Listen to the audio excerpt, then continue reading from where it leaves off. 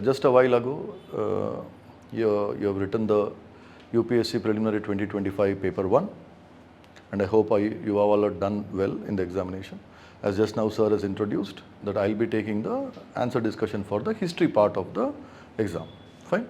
Before I go and take the discussion of individual questions, let us see on the whole what significance has been given to the history section.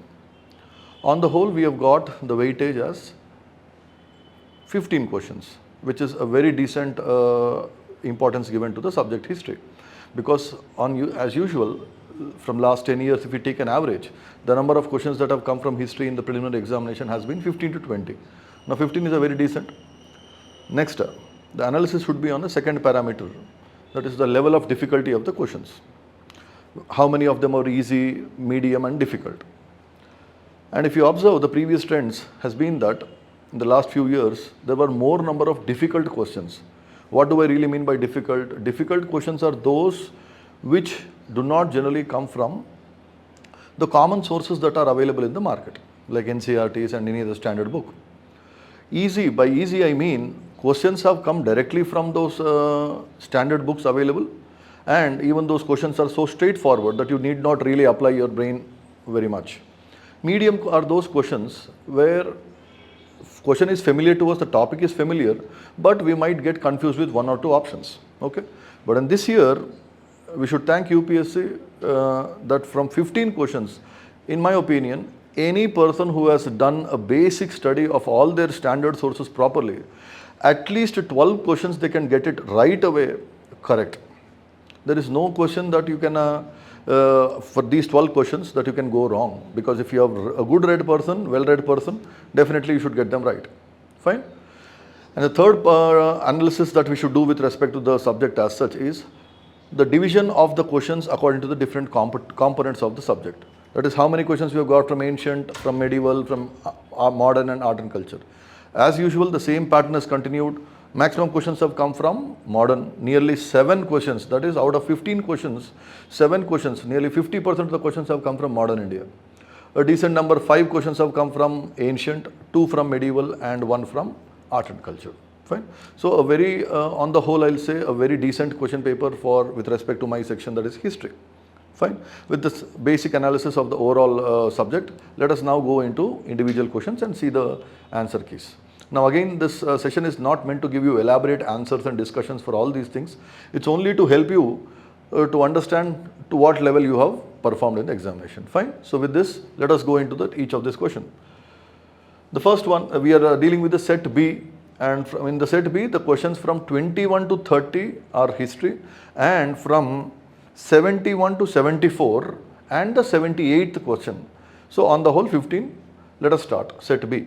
21st question. Consider the following statements about Raja Ram Mohan Roy. Clearly it is from modern India, and that too from social religious reform movements. 2 statements have been given. They are asking you which of them are correct. Let us see. The first statement, he possessed great love and respect for the traditional philosophical systems of the East. Of the East means of India, because the British were the Western, right? So naturally that statement is correct. He had a great liking for this country's traditions and philosophy. Although he was very much aware that there were some defects in our culture, but he did not reject the culture as such. Second statement, he desired his countrymen to accept the rational and scientific approach and the principle of human dignity and social equality of men and women. And now that is how he wanted to change or reform this society and religion of this country. So even that's a straightforward statement. Both 1 and 2 will be right. So your answer, correct answer will be C. That is both 1 and 2. Second question is again from modern India with respect to the non-cooperation program. Here they have given you 4 statements and asking you which of these 4 were a part of the non-cooperation program that was launched by Gandhi. Let us see those statements one by one. Boycott of law courts and foreign cloth. Now that's again a very straightforward answer, because the very word of the meaning of that word non-cooperation program means Indians will not cooperate with the British. So naturally we will not go to the government law courts and we will not buy foreign clothes. So that makes statement 1 correct. Second, observance of strict non-violence. Naturally the movement was led by Gandhi. So Gandhi's insistence on non-violence we all know very well. So that makes statement 2 also correct. Third, retention of titles and honors without using them in public. That's wrong, straight away wrong, because the boycott program in the non-cooperation movement also involved boycott of titles, not only titles, but clothes, law courts, councils, any kind of government institutions, including titles. So 3 statement is wrong. It will not be a part of your answer. 4th statement, establishment of panchayats for settling disputes. Now, even if you have not come across this in your preparation, this actually 4th statement is also correct, because it kind of comes like a logical conclusion of this first statement itself. When you are boycotting British government courts, naturally you should have some other platform where you will go and settle your disputes. So Gandhi, we all know Gandhi has always been focusing on the grassroots democracy. That is, Article 14 in the Indian Constitution also talks about a Panchayat Raj system, and that was introduced primarily because of Gandhi's insistence. So because this movement is also led by Gandhi, the statement 4 is also correct. So answer will be, for this only 3 statements are correct. Fine. C. Next, 23rd question. 23rd question is coming from medieval India. Again, this is not from political history, but from economic history of medieval India. And any student who has done all the previous year questions from the preliminary, the last few years, they would have seen that, easily understood that it is a repeated question. A direct question that is repeated, and you cannot afford to miss such thing. Araghatta is an irrigation device that was used in medieval times particularly. What is it? It is just a kind of a big wheel which will have many spokes coming out of it, and at the end of the spokes you will find some pots, earthen pots that are attached to them. And the function of this device is that as it rotates, it will collect water from a lower level. These pots that are turning around the wheel, they collect water from a lower level and tend to discharge that water at a higher level. Now this is also called as a Persian wheel. Okay, a direct question. So the answer, if you'll see, it's B, Bombay. A large wheel with earthen pots tied to the outer ends of its spokes. Straightforward question, as I just now said. Repeated question. 24th question is from ancient India. Who among the following rulers in ancient India had assumed these titles, Matta Vilasa, Vichitra Chitta and Gunabhara? Now, might be looking difficult in the first instance, but when you try to recollect from your knowledge, you will easily be able to pick an answer for this. Because we know that from Pallava dynasty there was a king called Mahendravarman I who wrote a Sanskrit drama called as Matta Vilasa Prahasana. And that word Matta Vilasa is clearly there, giving a clue for you that this person should be a Pallava king, and the answer is actually Mahendravarman I. Because this man also took these other titles called Vichitra Chitta and Gunabhara. So the answer is A for 24th question. 25th question is such an easy question that you cannot afford to miss this. Even a person who has randomly picked up some facts from ancient India would have put a right answer for this. It's about asking for a foreign traveler from China, a Buddhist Chinese pilgrim named Fahin, who came to India, and the question is simply asking you during the rule of which king? So the answer directly comes is he came during the Gupta period, and particularly during the rule of the ruler Guptan Emperor Chandragupta II. Fine. So the answer will be B for this question. Next, 26. A question from medieval India with respect to the Chola dynasty, and again a straightforward question which asks you that which among the following rulers attacked or launched a military campaign on an empire which was ruling the southeastern Asia, like areas like Indonesia, Malaysia and all. At that time there was an empire called Sri Vijaya Empire Kingdom, and it's asking simply which of the kings attacked that kingdom. Now logically we should understand that Cholas were in Tamil Nadu, and Southeast Asia, this is very close to Southeast Asia. So it was a Chola king, and clearly the answer is Rajendra I Chola. His father was Rajaraja Chola. He had already started the expansion of his kingdom, not just on the land but on the sea as well, and it was continued by his son Rajendra I, who took it forward and even attacked the Sri Vijaya kingdom in Southeast Asia. Again a dead easy question. 26 answer will be C. 27. Again a simple question from ancient India, this time from the Mahajanapada period. Okay, what they have done here is they have given a match the following type of question with 4 Mahajanapadas given on one side and with some rivers that are flowing through that regions. and asking you which of these four have been matched correctly. Asmaka, Kamboja, Avanti and Koshala all are Mahajanapadas, something which everyone should know really. Asmaka, they have matched it with the river Godavari. It's correct. Because Asmaka, if you see the Mahajanapada map, anyone would know that Asmaka is the only kingdom that is coming somewhere in the Deccan. And Asmaka is definitely located on the river Godavari. That's correct. Second, Kamboja is located on Vipas. Is it right? Yes, it is right. Because here there is a small scope for you people to get confused, but then Vipas was an ancient name for the modern river which we call as Bias. And Bias is a tributary of the river Indus or Sindhu river, we all know. And Kamboja, if you see, it is one of the northernmost Mahajanapada. So that is essentially correct. If that's what UPSC is simply asking you, whether you can recollect from your visual memory the location of particular Mahajanapadas and whether this river, given river, is flowing to that area or not. So even statement 2 is correct. Third, Avanti kingdom is one kingdom which is located in the western part of Madhya Pradesh, whereas the Mahanadi river that is matched with it is actually flowing in Odisha. So there is no scope that this is correctly matched. So third match the following is wrong. And fourth one, Koshala, which was a Mahajanapada in the UP area, Ayodhya area, and Sarayu is a tributary of the river Ganga, which actually flows through there. So even the fourth match the following is also correct. So the answer will be 1, 2 and 4 are correct, which means for this only 3 statements are correct. The answer will be C for this answer, for this question, for 28. For 27, sorry.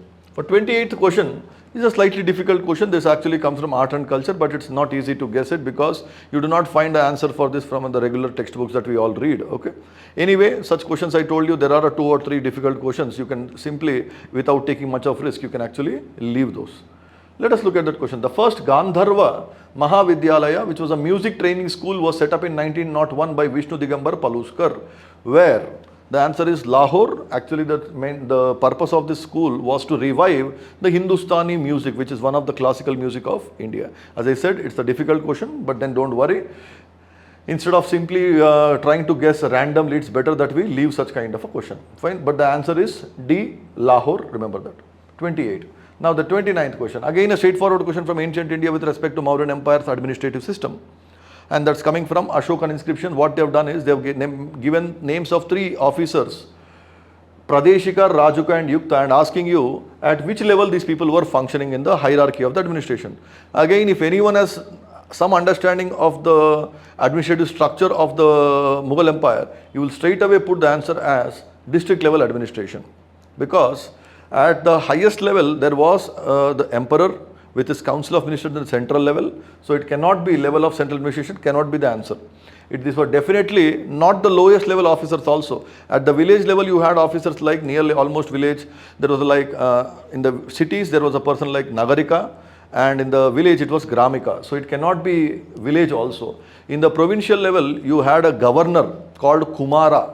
So it cannot be provincial also. So it is definitely in the level of district level where you have Pradeshika. Pradesha means an area. So Pradeshika is a person who is looking over that area. And Rajuka and Yukta, these people were also looking into some kind of revenue accounts and maintenance of law and order in that area. So answer is again straightforward. B will be the answer for 29th question. For the 30th question, again coming to modern India, they have within modern India, again specifically they have touched the non-cooperation movement. Straightforward question again, let us look at that. Two statements have been given and asked and being asked whether which of them are right. First statement, the Congress declared attainment of Swaraj by all legitimate and peaceful means to be its objective. Yes, please. If anyone has read non-cooperation movement, they will know that. In 1920, during the movement, Congress held a session at Nagpur, 1920 Nagpur session, in which Gandhi rewrote the constitution of Congress, in which he clearly changed the wording in the objective of the Congress, which till now read that Swaraj will be attained through constitutional means. And now he replaced the word constitutional with new words like legitimate and peaceful means, which means he was indirectly giving an indication to the British that we are going to use extra constitutional means also, which might involve mass movements. So that makes the statement 1 right. And the statement 2 is also correct if you look at it properly. It was to be implemented in stages with civil disobedience and non-payment of taxes for the next stage. Only if Swaraj did not come within a year and the government resorted to repression. Now, even before the movement started, Gandhi was very clear in his mind that this movement is going to have two phases. One is a non-cooperation phase, and if this doesn't work, if government doesn't accept and grant Swaraj to Indians in 1 year, or if the government uses force to suppress the peaceful protesters, then Gandhi even chalked out a plan for the second phase of the movement, in which he included the civil disobedience part, which generally involves violation of a law as well as non-payment of taxes. So again, that makes the statements 2 to be very, very clearly correct. So the answer will be both 1 and 2. So these are the first set of questions that they have given from 21 to 30. And then directly after this, again, you don't find much of history questions till almost the end of the question paper, where it is only from the question number 91 that we have 5 more questions that we can find here. Okay, let us see those questions. Again, a question from Gandhi only, from modern India. A straightforward question where you will see a quotation has been given by Gandhi and asked that in which context did Gandhi give this quotation? Sedition has become my religion. Now, what do you mean by the word sedition? It's simply anything, any activity that is going against the government. Anti-government activities are called sedition. And Gandhi is proclaiming sedition has become my religion, which is clearly was a statement given by Gandhi in the context of civil disobedience movement, where he was violating the government laws. And that's why the answer will be publicly violating salt law at Dandi, that is Dandi March, civil disobedience movement. It is in this context that he made this statement. And 92 is such an easy question that no one can afford to miss this. It's coming from ancient India, from Indus Valley civilization, and the question goes like this.